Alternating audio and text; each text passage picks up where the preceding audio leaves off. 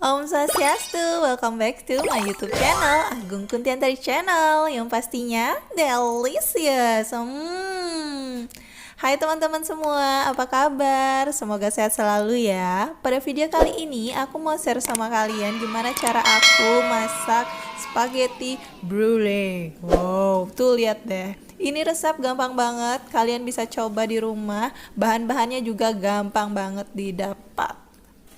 Oke, karena kita mau masak spaghetti brulee yang ternyata itu adalah spaghetti bolognese. Jadi kita akan buat spaghetti bolognese-nya dulu. Di sini aku pakai 2 bawang putih, kita geprek terus kita cincang-cincang halus kayak gini. Nggak halus-halus banget sih ya memang. Terus pakainya itu cuman setengah bawang bombay kayak gini. Terus kita cincang kotak-kotak saja, kotak-kotak kecil kayak gini. Lalu kita sisihkan. Nah, di sini aku mau pakai tomat segar, jadi fresh tomat gitu. Kira-kira 4 atau 3 yang gede-gede. Terus kita rebus, terus nanti kita haluskan pakai tangan ataupun dipencet-pencet pakai garpu.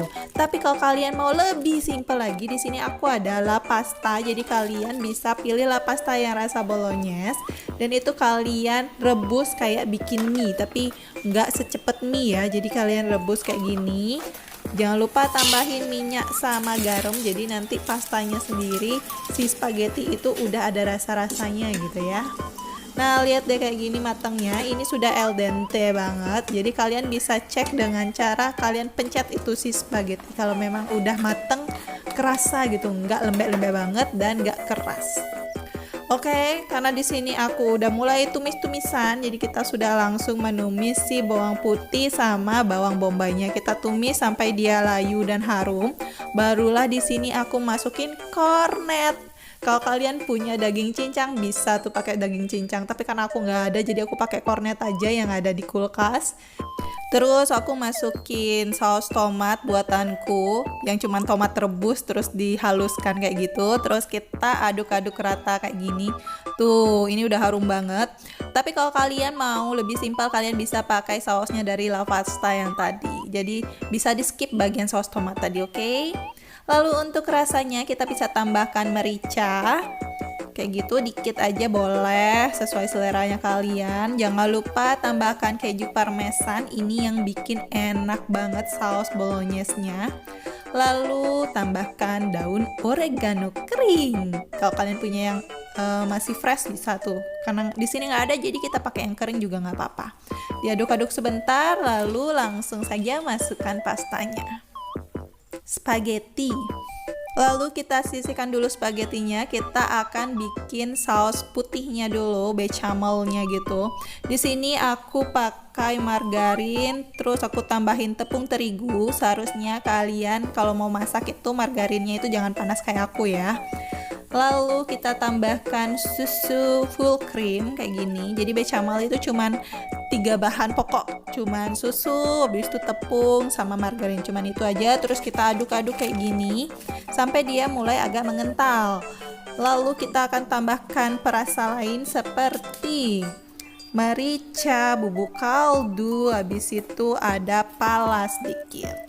Lalu jangan lupa diaduk-aduk. Terus kalau kalian mau, kalian bisa tambahkan susu biar dia nggak terlalu tuh ngegumpal kayak gini. Dan aku mau kasih saran nih buat kalian, untuk ngaduk adonan ini biar dia halus kayak gini, itu kalian aduknya pakai whisk aja. Terus tambahin susunya dikit-dikit kayak gitu. Tapi kalau mau lebih mudahnya dan lebih simpelnya kayak aku saring. Jadi aku dapatnya itu sisa yang benar-benar halus. Setelah semuanya ready, kita langsung aja topping spaghetti bolognese-nya dengan saus bechamel.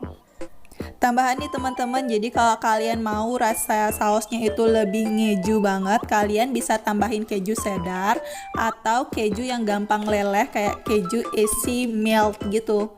Nah kayak gini, terus nanti kita akan getok-getok, cuman karena biasanya itu kan toppingnya itu pakai keju mozzarella.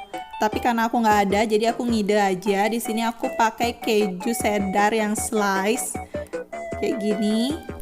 Terus nanti kita akan panggang itu dengan panas 180 derajat Celcius, api atas bawah. kira-kira 15 menitan gitu, hanya untuk sensasi crispy dan untuk melelehkan keju mozza kalau kalian pakai keju mozzarella. Oke, di sini karena bahan-bahannya udah muncul di video, kalian bisa screen capture sekarang dan kalian bisa coba praktek di rumah. Dan aku mau ucapin makasih ya udah mau nonton video ini sampai habis. Sampai jumpa di video selanjutnya. Bye bye.